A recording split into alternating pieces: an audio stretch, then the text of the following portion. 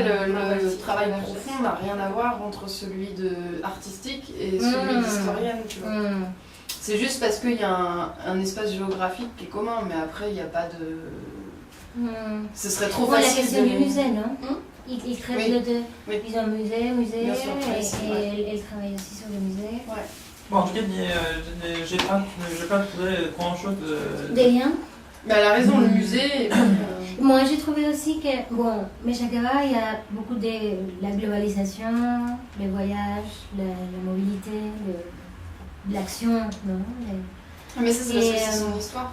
Oui, mais surtout la globalisation. Et Bergès,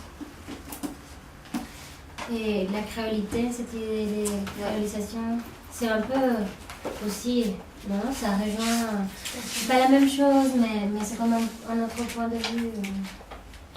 Et dans la discussion de Vergès, j'ai trouvé quelques liens, un peu, comment on peut voir par exemple les arts africains, d'accord, et les artistes, les points de vue des artistes, parce qu'on peut trouver les liens entre colonisation et les sources d'art moderne qui est arrivé par exemple là-bas, et après les Africains qui ont commencé à travailler sur les manières des Européennes qui ont colonisé déjà l'Afrique, de chaque partie de l'Afrique, pour trouver les manières ou les chemins pour entrer dans les qu'est-ce qu'on peut dire, marchandises, on peut dire, et se présenter de le monde, quand par exemple les artistes aussi africains qui peuvent parler, qui peuvent présenter quelque chose comme les autres personnes dans notre partie du monde. Pour moi, mais c'est quoi le lien par exemple, les liens qui à propos de musée, ce que tu as dit, le musée pour Meshagaba, c'est quelque chose exactement abstrait pour moi. Les deux mettent en question cette idée de musée dans les 21e siècle, c'est ce qu'elle disait. Les deux, ils se posent la question des problématiques. Les deux, bon, Meshag, il fait ses œuvres autour de ça aussi, et Vergès a cette explication dans l'histoire des objets, la mémoire et tout ça. Ouais, en tout cas, le musée, ce que Vergès y a présenté dans notre conférence, c'est très abstrait, il n'y a pas des vrais, on ne peut pas l'entrer dedans, tu vois, mais c'est pas construit, c'est pas... il n'a pas été réalisé parce que c'était pas possible. Oui, c'était pas possible. Mais c'était où? À la Réunion? À la Réunion, oui. Il y a vraiment quelque chose comme des plans abstraits sur le bouquin. Tu peux entrer dans le musée avec le livre qu'ils ont déjà imprimé. Et expliquer... Oui, non, l'autre catalogue à propos de musée. Qui a dit dans la discussion, il y a notre livre comme catalogue qui a expliqué chaque partie de musée, qu'est-ce qu'il y a dedans. Par exemple, il y a la cafétéria, à l'autre côté, tu peux observer par exemple, je sais pas, les soleils, l'étoile, tout. C'est très abstrait. Tu vas imaginer quelque chose dans le musée, d'accord? C'est le contexte, c'est très imaginaire. À côté, c'est par exemple Meshagaba qui a parlé à propos du musée africain. C'est l'exposition qui bouge chaque moment. C'est possible l'espace qui va changer chaque moment aussi. Ça veut dire qu'on ne peut pas trouver les choses fixes. Sur cette question de mobilité. Mobilité, oui, exactement, c'est ça. Est-ce qu'il y a la même réponse? Est-ce qu'on trouve les mêmes résultats? Je crois que c'est justement cette question que j'ai trouvée un peu similaire. Ouais. Vous l'avez fait et Raymond, tu l'as fait aussi. Je sais plus. On peut lire les questions. Oui, sur la mobilité. Oui, c'est... Mobilité. Et aussi, en fait, mon question que je toujours pose et elle dit ça 1000 fois. Qu'est-ce que ça veut dire d'être artiste africain? Ça c'est la première question, parce qu'en plus, ça a été la prof, elle a adoré. Oui. Donc, vous avez commencé, on devrait mettre ça, et après le reste. En fait, je n'ai pas trouvé pourquoi il faut donner les titres comme ça, l'artiste africain, l'artiste arabe. Mais tu sais, il y a peut-être une chose. En fait, j'ai questionné ça en fait dans mes question. Et ça peut... Qu'est-ce que ça veut dire? Qu'est-ce que pour vous, pourquoi c'est important d'être un artiste africain ou pas? Qu'est-ce que ça veut dire pour vous d'être artiste africain? Ça rejoint tout, parce que si vous voulez, par exemple, bon, si tu poses la question, qu'est-ce que ça veut dire un artiste africain, comment dire, ça fait référence à l'identité, à la nationalité. Et c'est justement ça que ça met en question, voilà, par rapport à la globalisation. Mais aussi à la culture traditionnelle. Oui. Parce que là, maintenant, aujourd'hui, on ne peut pas parler tellement de quelque chose qui est très fixe. Oui, mais justement, voilà, dans un contexte de... Et c'est justement ce que Vergès dit à propos de la créolité, de la créolisation. Quoi? En fait, j'ai lu... la créolisation, ce qu'elle dit, c'est que finalement, c'est une autre façon de voir. Je ne comprends pas le mot. Créolisation, la créolisation du créole. Elle dit que... voilà. C'est ce que j'ai compris, c'est que le créole, c'est cette rencontre, n'est-ce pas, culturelle, mais qu'elle veut donner ou il fait comme une lecture de ce concept en disant que c'est aussi le symbole de la naissance de notre c'est très compliqué à dire. D'une autre conscience de ce qui signifie que l'histoire, justement, et l'identité. Mais c'est ça, parce qu'à la base, la culture créole, c'est un mélange des... oui, c'est un mélange. Oui, de quelle région déjà non, c'est surtout, oui, en Amérique. En Amérique? En Amérique? Il me semble, les Africains qui ont été... Est-ce qu'elle a parlé aussi de la Réunion aussi? Oui, c'était... Bon... Pardon, je suis un peu perdu. Vous avez parlé à propos de la conférence au Vergès vous vouliez expliquer les mots que Vergès a utilisés dans cette conférence. Je n'ai pas compris. La créolisation.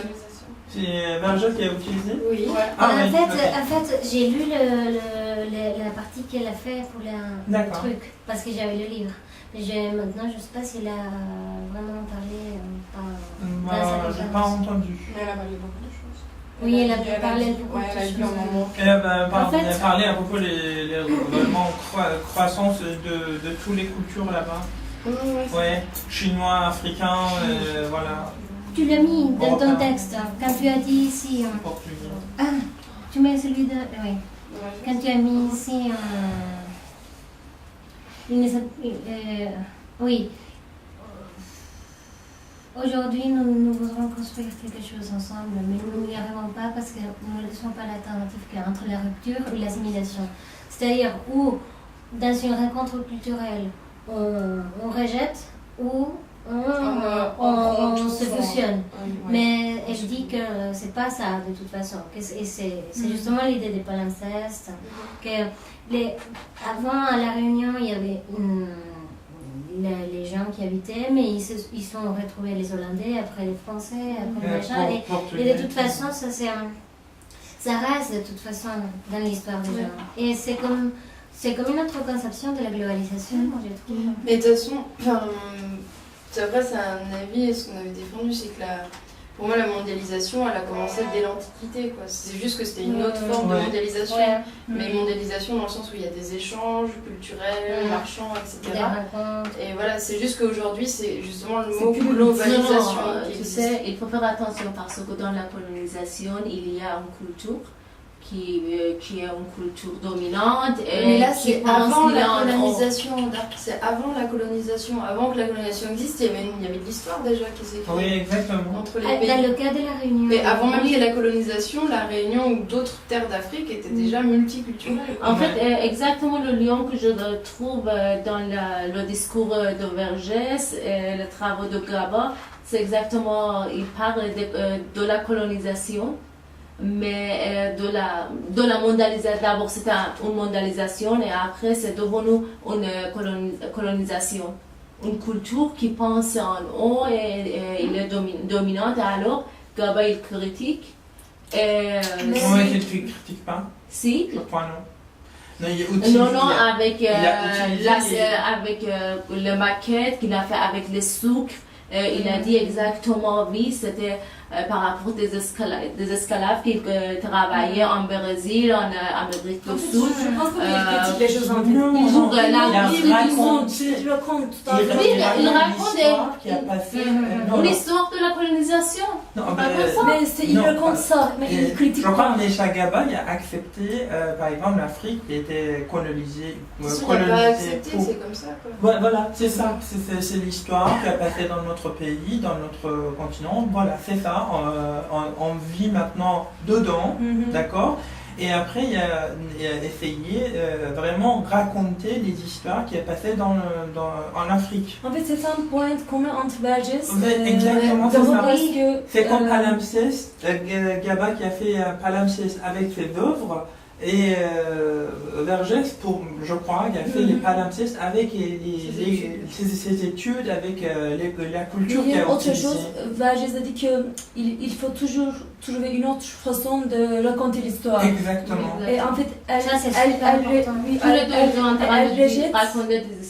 rejette le décollage entre colonisation et décolonisation. Elle dit que si on regarde l'histoire comme ça, si on toujours on classifie les choses, ça ne marche pas. Il faut vraiment avoir une approche plus holistique, plus profonde, pour trouver une autre manière, holistique, plus globale, pour raconter l'histoire. Sinon, elle parle aussi par rapport à des objets. Si on essaie de raconter l'histoire avec des objets, ça ne marche pas parce qu'il y a toujours d'autres histoires. C'est-à-dire, elle ne rejette pas. D'autres, je ne finis pas. Oui. Ce que je compris, c'est que... Désolée. Non, vas-y. Non, ça maintenant j'ai oublié déjà. Désolée. Non, c'est-à-dire, par rapport à l'objet, c'est que comme il n'y avait pas d'objet à la réunion, justement, c'était la question comment ils peuvent tracer l'histoire s'il n'y a pas d'objet ou s'il y avait très, très peu d'objets. Et se poser la question, c'est pas que l'histoire n'existe pas, c'est parce qu'il n'y a pas d'objet, mais il existe. Il voulait retracer cette histoire qui s'est un peu perdue, justement. C'est ce que je voulais dire. Pardon. Non, ça va. Je crois que parce que là-bas, ils ne peuvent pas réunir vraiment les objets pour expliquer les histoires qui a passé dans le parti-là. Ils ont raconté quelque chose qu'ils ont vécu là-bas. Par exemple, quelqu'un avec les différentes générations dans la réunion qui a l'oralité. Exactement, c'est ça, qui a compté dessus.